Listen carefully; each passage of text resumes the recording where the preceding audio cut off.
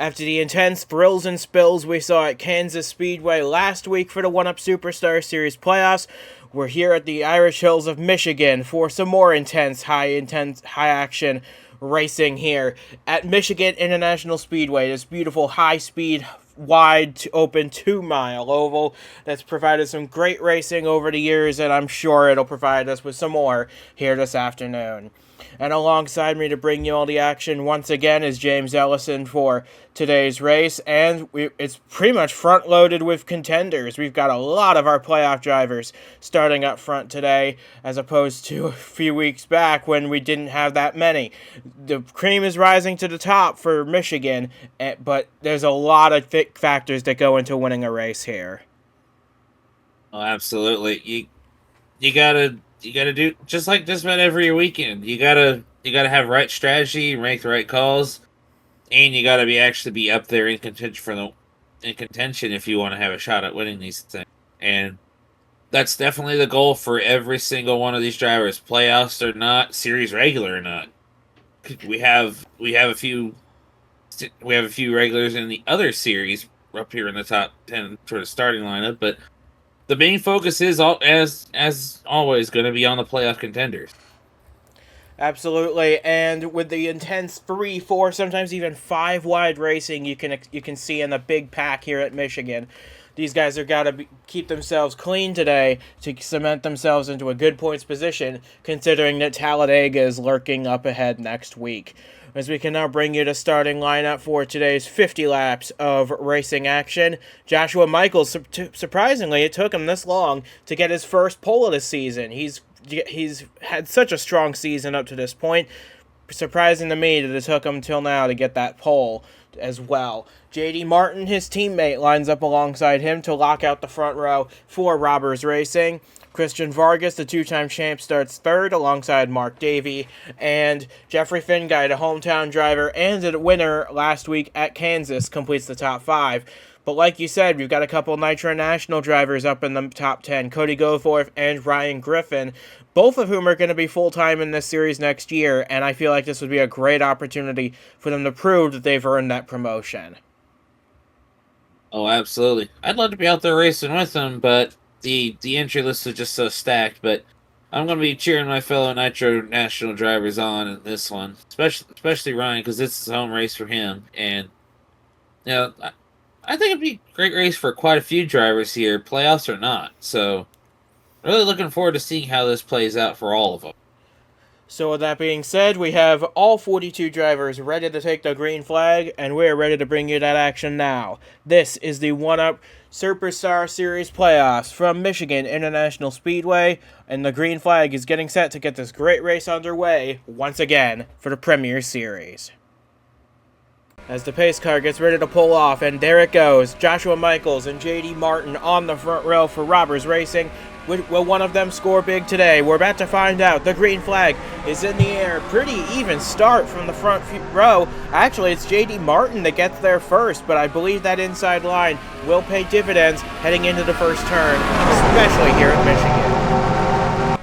Yeah, and you see it's already doing so for Jeffery Finguy, going inside of Davey and Vargas there, 3 wide already. He ain't wasting any time. He wants to keep the momentum up. And I'm sure he'd love to lead his home race as well, as he's getting a push from Echo Evans-Ross down on the inside. But it is going to be J.D. Martin powering from the outside off of turn 4 with a hungry pack of 41 cars strong behind him. But it's Martin who leads the first lap ahead of a 3-wide battle between Finguy, Michaels, and Davey, as now Echo Evans-Ross tries to make it 4 wide into 1. What tries? She is making it 4 wide and making it work. Incredible stuff from Echo Evans-Ross, but I think she might lose a little momentum from the tight exit out of that corner. That's going to let Michaels back to her outside. Now Miles Mashburn trying to join his teammates up at the front of the field. This is a very close battle for position behind J.D. Martin, who is checked out on the field as they run right now. Michaels falling a little further back into the field. He's now down to 6th place as they're once again 4 wide going into turn 1. This time Lane Sanders backs out of it. Wise move from him. And you said that J.D. Martin was checking out. As he was checking out, his teammate was checking up, and he's starting to rebound a little bit. Although he's kind of stuck between Bolton and Sanders at the moment. He didn't fall back too far, so and still early on. So we'll see what happens. A lot can still happen. We're only on lap 3 of this 50-lap race as Sanders ducks down to the apron trying to get a little room as Finguy is now through up into second place. He wants to lead this race badly, trying to get a bonus point towards his championship hopes because he entered today with about an 11-point lead over Devin Fair at the moment, and he is far and away ahead of the 51 as they run right now. And he wants to make that lead as big as he can, not just on track but in the points. And best way to do that, get up there and lead as many laps as you can, and if possible, get another victory. Absolutely, as the field again goes 4 wide through there, as looks as though they're going to settle back in line here. Actually, they're slowing down quite a bit. I think we may have caution on the Speedway at the rate they're going. As a matter of fact, yes, we do. For a big crash off of turn 4 that's eliminated at least 5 cars from this race already. Yeah, that's a tough break, and it looks like, once again, Cale Teskar Jr. in that 0 had bad luck. Aaron Hall, Jeffery Fitzwater, man. Both the Fitzwater cars knocked out in this early accident as well. And this is going to be an interesting one to follow. See the one there, Audrey Anzac. Doesn't look like that car's damaged, but we'll see. Maybe a little bit of front-end contact on the one, and that is a shame after the excellent run she had in the truck race on Friday. But that just is how the tides can turn here, as looks like most of the field's coming down pit road, but a couple of cars going to try and stay on the racetrack and get some, all-important track position here. That's a bold strategy there, and of course, no surprise, the 1 and the 0 both coming in. But, see, Denoto, there's quite a few here. Some of them that you wouldn't expect to do this, but, you're not in the playoffs, why not? But Ortiz is one of those who stayed out, and he is in the playoffs, and he wants a bonus point. That's the whole reason he's doing this in the first place. As it looks like for most of these guys, it's going to be fuel only on this pit stop. Lane Sanders actually going to beat them all off pit road, as the majority of the field taking fuel only on this pit stop. Yeah, of course. I think Sanders would be very happy with being able to beat everybody else off pit road. Yep, there was definitely damage, but still able to continue. So that's more than some people could say in some of these events. So this is heading down the backstretch into turn 3, and try and find where this starts. I think, Fitzwater sent it in deep. Hooks Julio Caesar, and wow, okay. Duke Anzac up into the catch fence as a result of that. Aaron Hall on his roof as well. That's a tough break for him, and his championship hopes may have just evaporated with that accident. And you saw right there at the bottom of the screen where the 1 got the damage from, and that was from Teskar coming down right before Audrey could clear. And tough break for those guys, yeah. Yeah, tough break for both the Anzac siblings. That's a tough one for and on Fitzwater Australia Racing. That's too many people to list at the moment. So tough break for all of them. I'll just say that. Looking now at Julio Caesar, it looks as though he was the one that kind of got this touched off, although Fitzwater sent it in quite deep into the corner. Maybe the 00 checked up, we'll never know. But man, as soon as they all came together on the outside, it was just nowhere for all these guys. Silver Fox a victim, Anzac, both Anzacs a victim of this accident. And Aaron Hall, like I said, you got to feel for him because he entered today the last among the playoff contenders, and I would expect with this early retirement that would only get worse. Yeah, from here it's going to be a game of desperation for Aaron Hall. That's just unfortunate to see that for him, this streak of bad luck he's been having. And the worst time to have it too in the playoffs, considering he made it at the last possible moment.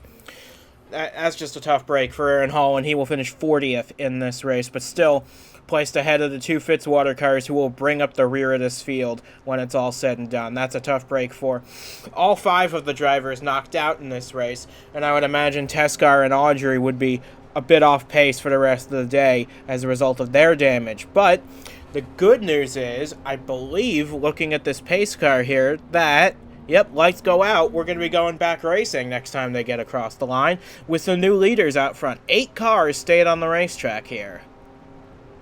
And some of these drivers are ones you would expect to be up here normally, but there's a few names and faces here you don't expect, and I'm looking primarily behind the 77 at that point.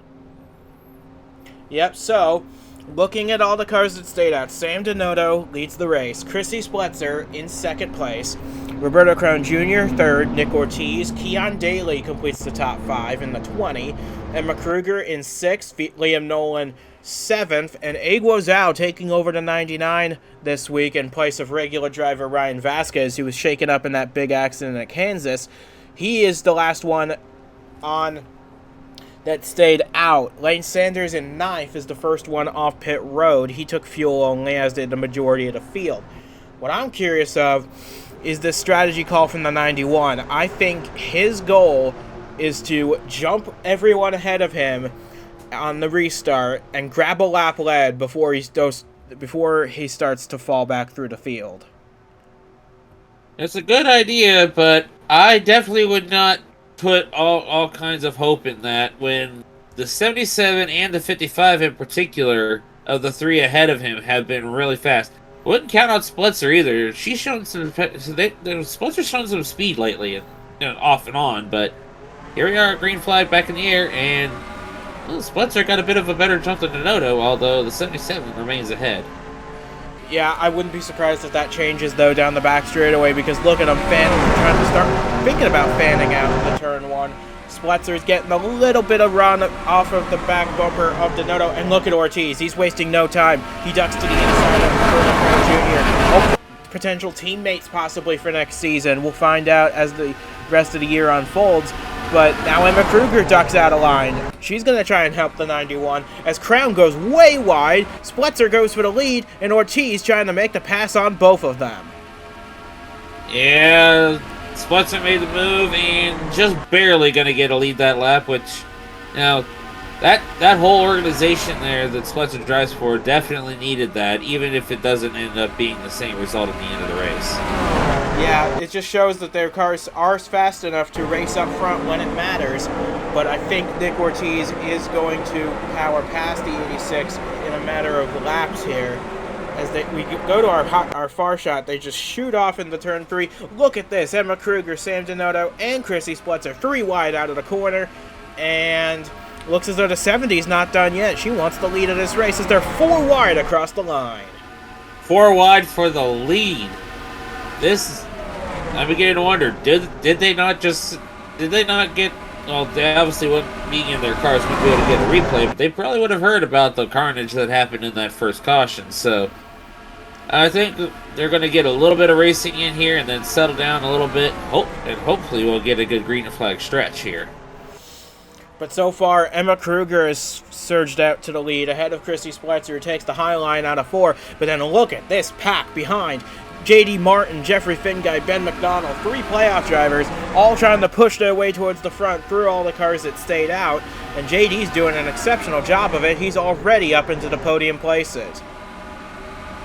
Yeah, meanwhile, Lane Sanders, who led those who went to pit road, he's currently stuck just outside the top 10, which gotta be aggravating when you think about it.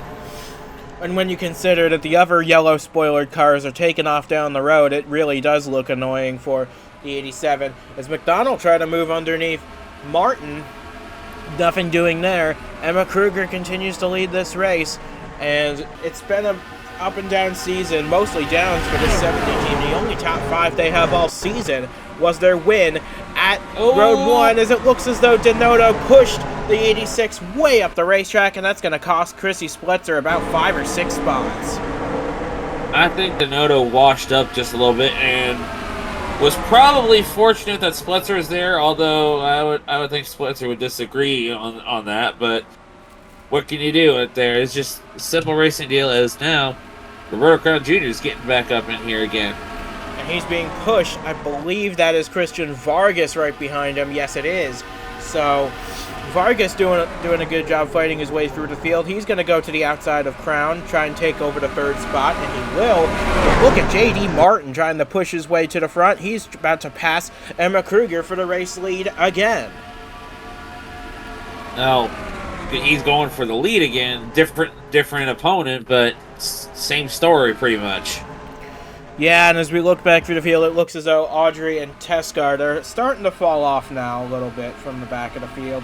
That's not really a surprise considering the damage they have on their race cars, but at least they're still running and on the lead lap, so anything's still possible for their race at the moment. But it's J.D. Martin now who has reassumed the lead from Emma Kruger. Then you have Roberto Crown Jr., Christian Vargas, and then a side-by-side battle between Keon Daly and Patrick Smith, who's had a quiet day so far in the 22. It's been a quiet season, honestly, for Patrick Smith, other than that win, of course, at Vermont. But still a strong season and his first for Finguy Saitomi Motorsports. Yeah, he's just looking to get some points, gain some advantages, and he's been doing really good. Of course, you mentioned that win in Vermont. That definitely was a big confidence booster, and you know, all the full time Finguy Saitomi cars, they've got wins, so that's what they needed. But you know, there's always room for more, as the team owner proved last week. Another driver that's made his way quietly up through the field is Zachary DeLello in this 08 car. He started 19th in this race, and he's now making a push towards the top 5 with this 3-wide move on Nick Ortiz and Roberto Crown Jr. He did get a spot in the top 5 at the line there. That 08 has been a strong car most of the seasons, had a few ups and downs lately, but he's trying to make a push to the front here. And you want to talk about making a push? Ryan, we talked about him in the pre-race. Ryan Griffin started top 10. He slipped out of top 10. Of course, the pit stops under caution with 8. Whoa, and he made contact there with Sam Donato going into turn 3. That's exactly what caused the last accident with Caesar and Fitzwater. But amazingly, they were able to keep control of their race cars through all that. Mega car control from those two right there. Yeah, that, and I think Griffin lifted because he knew what happened when Fitzwater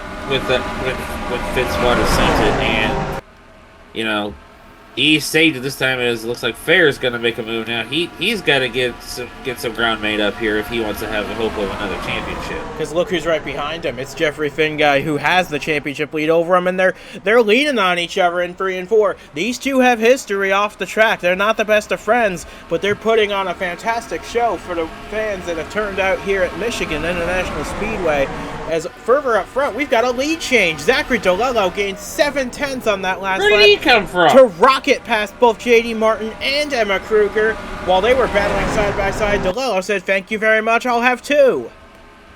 Yeah, 2 birds with 1 stone. That's the way it is. And of course, I can imagine even as he's back there fighting for every position he can, team owner Devin Fair has to be applauding him mentally for this move. And keep in mind, these two started at the tail end of the field because I believe they took tires on that pit stop. So that may be why they've been powering their way up through the field. DeLello leading this race, Devin Fair up to 8th. And that's good. Like I said, Fair needs every position he can get in order to be able to hold up, or at least make it tougher for Finguy to have the championship in hand. And I think what Devin's trying to do now, he's trying to get as far up the field as possible to join his protege at the front of this field, maybe play a little defense against J.D. Martin and Christian Vargas, because look, Devin's already charged his way up to 6th on those tires. And although it looks like, well, for a split second there, it looked like Patrick Smith was going to try to give him a fight, but nothing for it. When you got fresher tires, it's not easy to put up a fight against somebody with those new tires.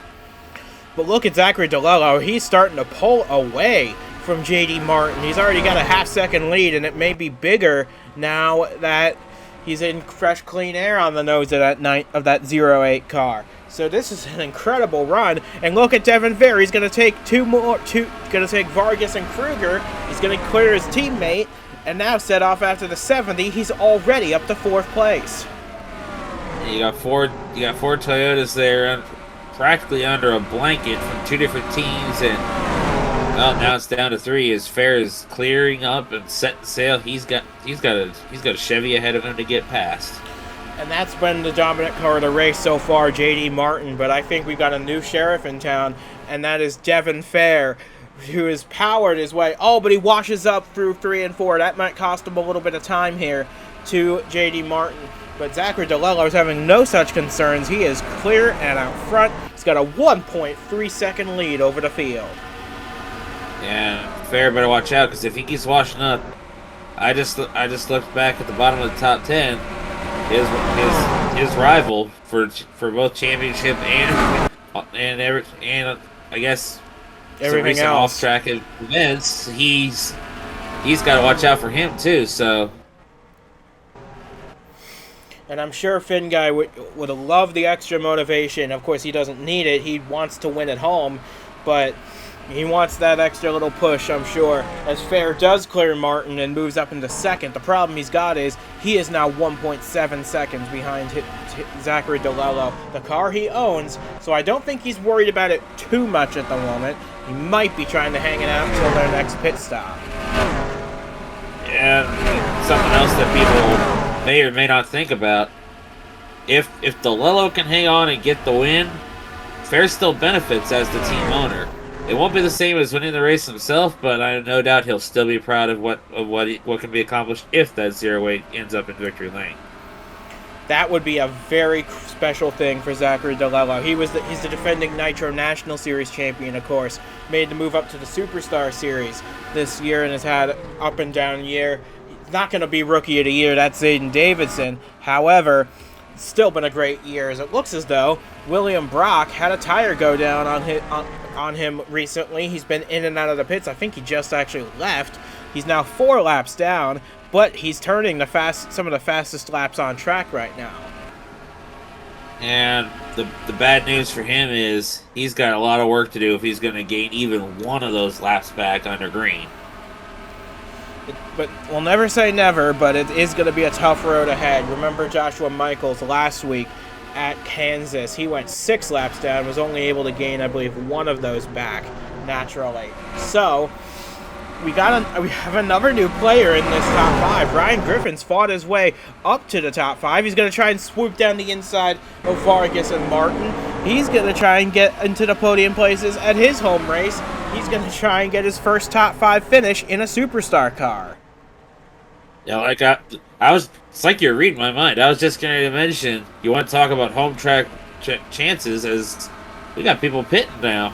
Yeah, this isn't a surprise. These are the cars that stayed out under the previous caution.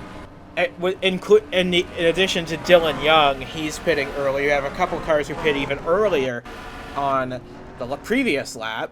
But most of these guys pit under that caution, or stayed out under that caution, so they have a little less fuel on board. Makes sense for them to pit early. But these leaders now, they've got to take note of that. They can't be far behind now.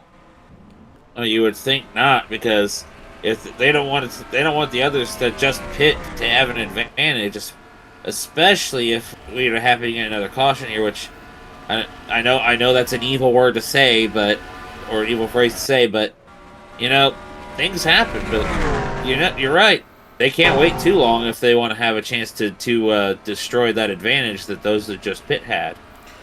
And keep in mind as well, it looks like a lot of cars pit on that last trip around. But remember, for DeLello and Fair, they took tires on their stop. They came out at the back. So they may be trying to go a little longer, build a tire offset perhaps on the rest of these guys, as we have some takers from the Glee group. Ryan Griffin, Christian Vargas, Patrick Smith, Finguy, Sanders, they're all piling into the pits because they know that the tire offset advantage here is huge. And you saw there's some from the back. You saw Tescar. I'd imagine there are a few others. Contact on the pit lane between Bobo Jones and the 96. That could be a bad sign for either of those cars going forward. But you got to think Zachary DeLello has got to be coming in this time. And it looks like, yep, here he comes. And I'd imagine, yeah, there he is. Fair's not right there behind him. So And JD's they coming see in, it. Ben McDonald.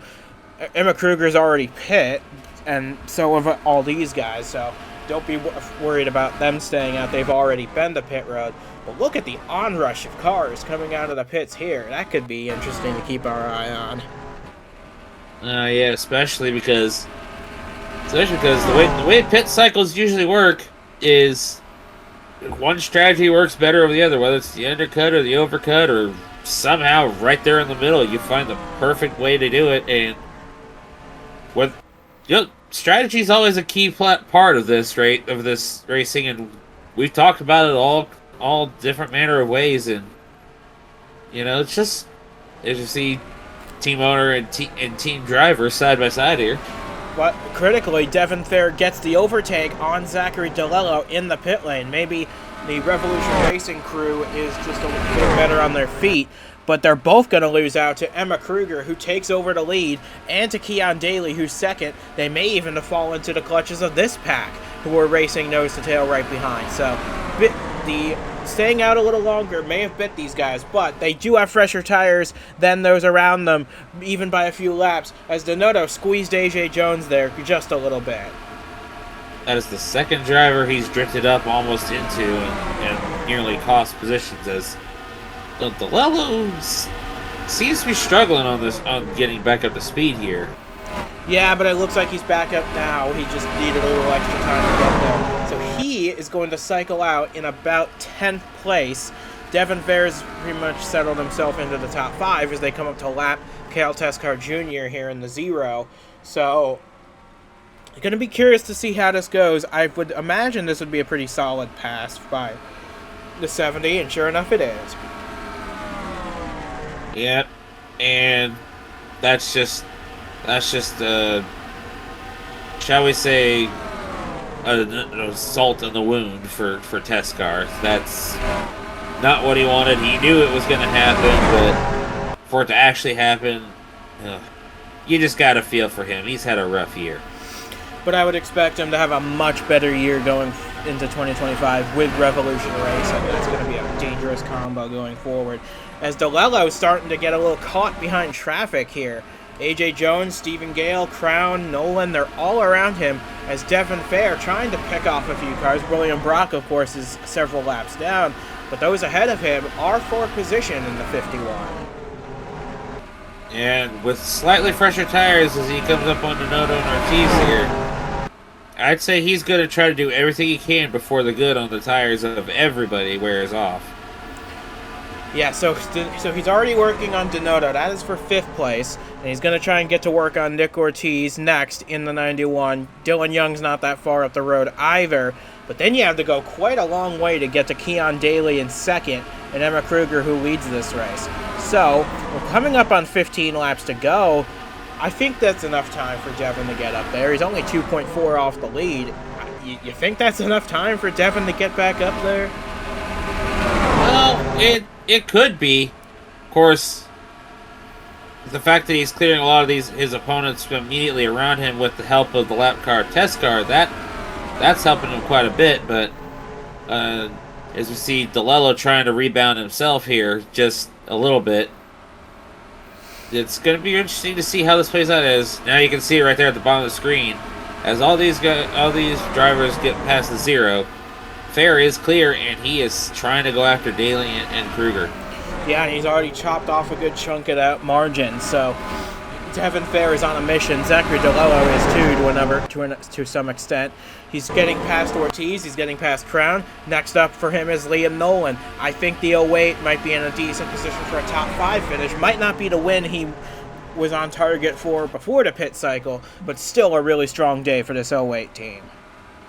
And all he's got to do now is try to get every position he can. Of course, being held up by Nolan a little bit isn't exactly what he'd like to see, but once he gets past those 3 there, he'll get to be like Fair and set off after the top 2. And then from there, it's just a matter of what's going to happen when they catch him if they do. The problem is Devin's 2 seconds off the lead. DeLello is 3 seconds off, but he did clear Liam Nolan. That's good for him. The bad news, Roberto Crown Jr. is trying to set up a pass on the inside, but he backs off quite a bit, actually, so DeLello lives to fight another day as he goes after Dylan Young now for the next position on the racetrack. And looking through the field, of course, we're being reminded who's lapped, who's out, and it's been a pretty quiet day for quite a few drivers. We talked about a few of them early on, and of course down to Lillo. He's getting. It seems like he's getting just a little bit physical as he's trying to hurry up there and see if he can at least have a shot at maybe getting a 1-2 with his team. Yeah, this might just be rookie inexperience it was for Zachary DeLello, but look at behind him, Ryan Griffin surging up through the field in the 0-2 as well. Speaking of rookies. Yeah, he's trying to make some gains up there as Emma Kruger continues to lead this race by about half a second over Keon Daly, who's doing a stellar job, it must be said, running in the second position. But Devin Ferris cut the gap by about half a second. I would expect him to be right up there by the time this is all said and done. Yeah. Can't say enough about Keon Daly right now. Strategy, of course, but with that horsepower he's got, he's putting it to use and carrying the banner for the team he drives for. You don't see that much for Keon. Usually they're either right there together or you see the other car that's usually the better performer. But this is looking like no matter where he finishes, it's going to be a good day for him as Fair is closing in even more. He's down to under a second as DeLello is now down to 2 seconds behind. His only obstacle now is Sam Donato directly ahead. As critically, Joshua Michaels has taken over the fastest lap point from Jeffery Finguy, so that could be important in the battle for the championship because Finguy really could have used that bonus point to try and hang on to his points lead, which is going to go down probably, and maybe he might even lose it altogether if Devin Fair is able to pass these two cars, which we believe he will. It depends on how much of a fight they put up. Daly might put up, well, he didn't really put up much of a fight at all, and Kruger I expect to put up more of a fight, but we'll see. Down the backstretch they go, side by side, 70 and 51. Devin Fair, Emma Kruger, Revolution Racing and Game Breaker Racing into turn 3. But Devin Fair's got the fresher tires. He's got probably more of an incentive to win this race, considering it would probably give him the points lead. And there he goes, back to the point. Devin Fair has become the 10 laps to go. Then to go, and Keon Daly said, "Okay, you know what? I got passed by Fair. Time to try to still finish second." And that's looking like what he's going to try to do as he goes like Kruger, as DeLello goes into the Donato again. Yeah, these two are trying to fight each other for fourth, and DeLello needs to make this pass quickly if he's going to have any hope of challenging for the podium places or even a runner-up spot if he can. And let's not forget the efforts of Ryan Griffin back there in the 0-2. He has done a fantastic job all day today in one of his limited starts this season. Look at the gap between those two at the line. There's only a 1/100th of a second between the 08 and the 77. Yeah, now you see right there. With the 51 clear, the 20 is clear of the 70 as so now the damage of the one for Audrey Anzac is starting to catch up to her as Fair's starting to close in. But I got to give props to the Crossroads crew, keeping her out there on the track because we need every point we can get in the fight to get locked in for that car locked in next year. As Ryan Griffin, yeah, I think DeLello might have a bigger problem now than just trying to get by Donato. Yeah, he just got passed straight up by the 0-2, so maybe DeLello might not get that big finish he was hoping for, but it'll still be a solid top 10 days. We got trouble on the racetrack. It looks as though, big pin back. Daniel Bouchard into the wall. AJ Jones, Joshua Michaels involved as well, and it's Christian Vargas who touched the whole thing off. And that's the race right there, I think, or no, maybe not quite. We'll have a couple laps to restart this, but after this, it might be next flag ends the race, because look at all these damaged cars that they're going to have to take care of. Christian Vargas started third in this race, had a great run going. Joshua Michaels was your pole sitter.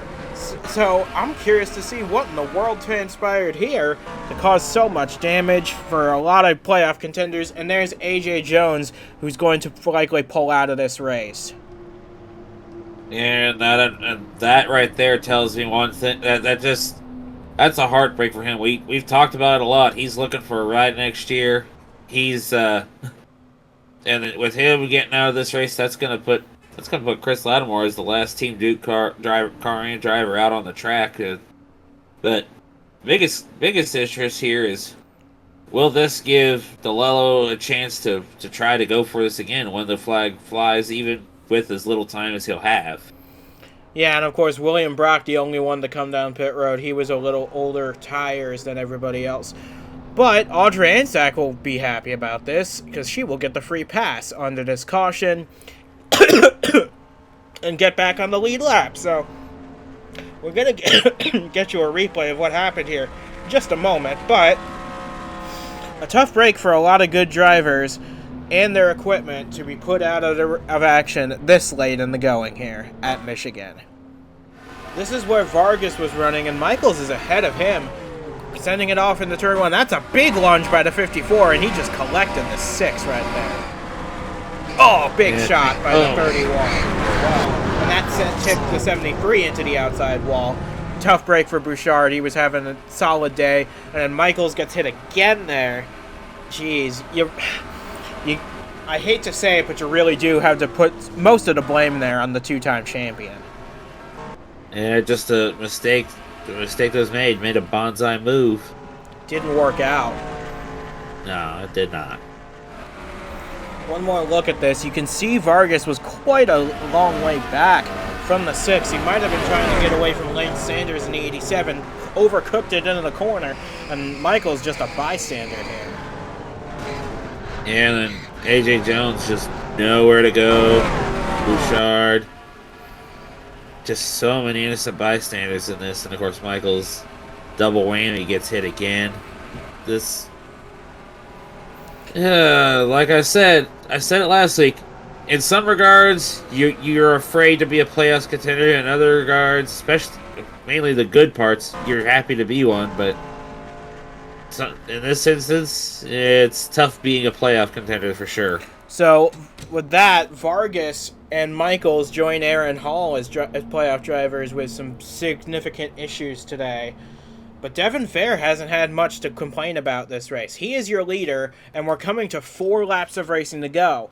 If the lights go out on the pace car this time by, which we expect they would, we'll have 3 laps to decide the outcome of this race, and once that green flag flies, the next flag would end it.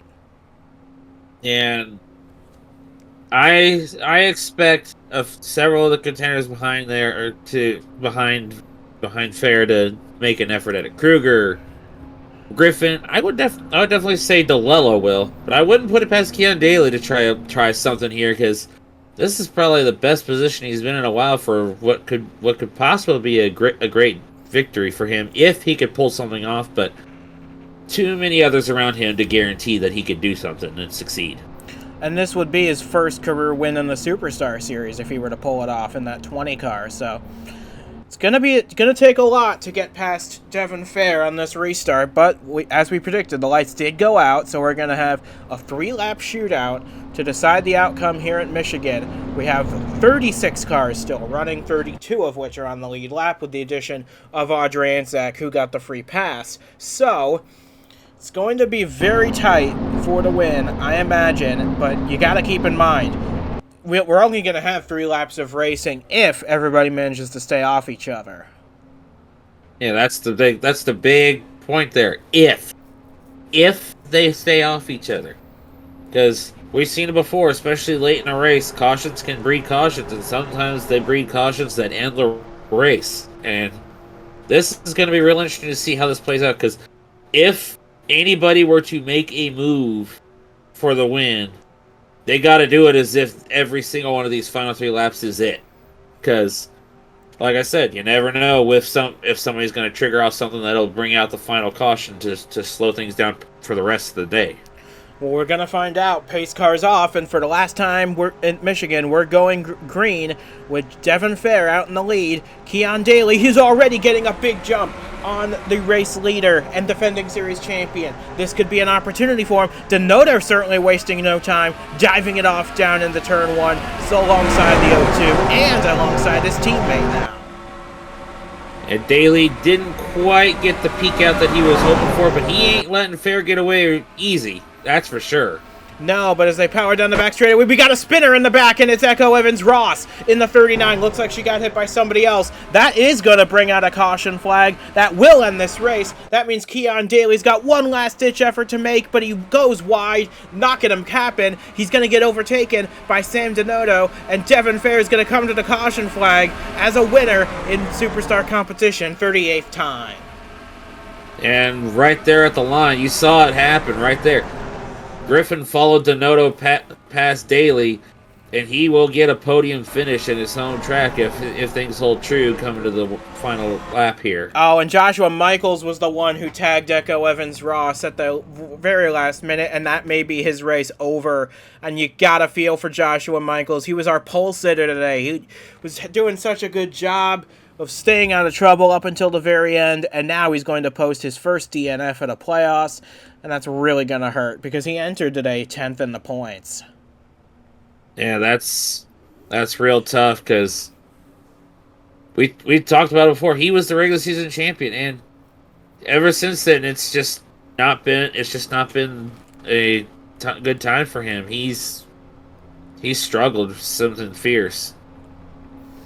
But someone who has not struggled today is Devin Fair. He is going to go under the white flag as the leader under caution. As long as that car stays together for the final 2 miles of this race, he will be your winner. And honestly, I think this was a well-earned win, even with the caution coming out. Because you got to put it this way. After the first caution, he was dead last on the field after taking tires. He stormed his way past everybody to be second to DeLello, got ahead on the green flag cycle, and from there, it was just a matter of picking off a few cars one at a time. Yeah, he played off the strategy pretty much to perfection. And, you know, it could have done better for his protege, DeLello, but, you know, you can't argue with the top 10 result for him either, as right now, the way I'm seeing things for a lot of drivers, strategy played big in their favor. I mean, look at Griffin and Daly back there in third and fourth. They're two of them that had good cars in addition to the strategy, but strategy really helped them.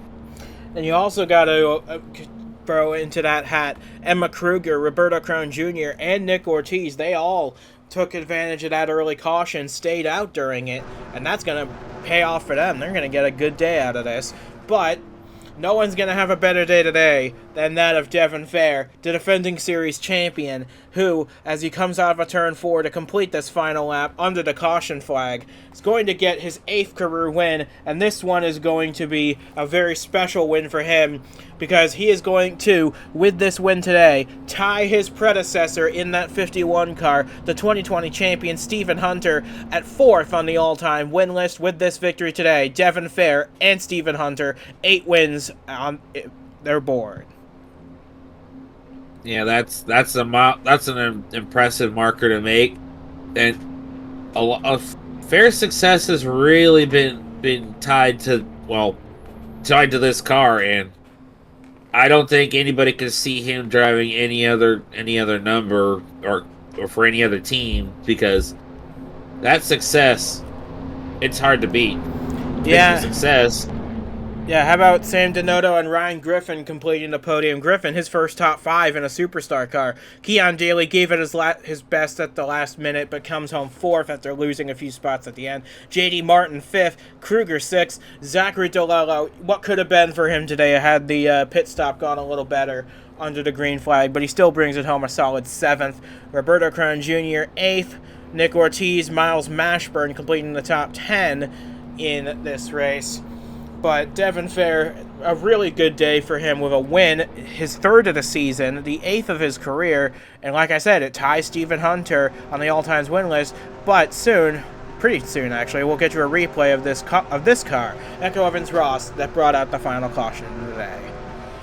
This was Echo Evans-Ross at the restart, and she was running in about 20th. You see her right behind Jeff Bolton there. She goes quite a bit high on the opening lap of the restart, and I think, Spletzer just came up into her and tagged the 39, and, Michaels just tagged her in the wrong spot. That's what ended his day.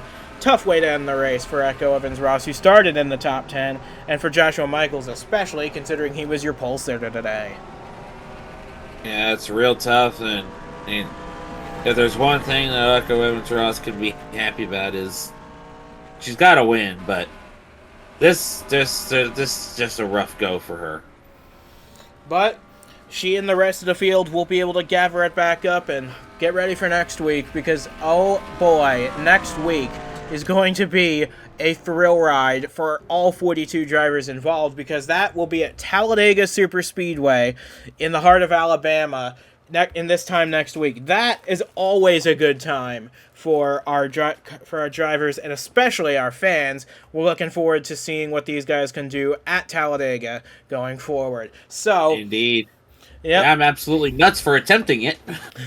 Gonna be trying the triple at Talladega, so maybe a little bit, but we'll see how I am definitely nuts for that. We'll see how that plays out. But from James Ellison and from myself as well, we say goodbye from the Michigan International Speedway. Devin Fair gets an important win here to take over the points lead from Jeffery Finguy, which is probably the most important thing for him, but also he ties his predecessor in that car, Stephen Hunter, 4th on the all-times win list with 8 wins apiece. That is something he's probably going to remember for a long time going forward.